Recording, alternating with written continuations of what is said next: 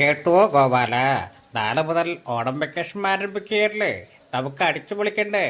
ശരിയാണ് പാച്ചു ചേട്ടാ, നമുക്ക് ഉടനെ ആഘോഷിക്കാം.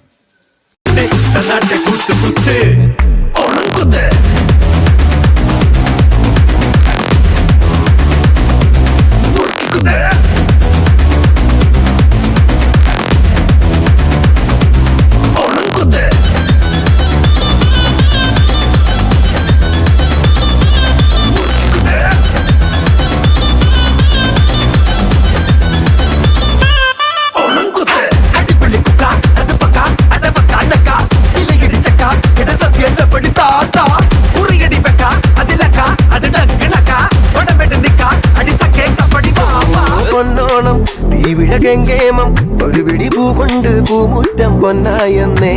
കാലങ്ങൾ പലതത് മാഞ്ഞാലും ഒരു തരി പൂവുണ്ടേലന്നോണം പൂമ്പൊന്നോണം.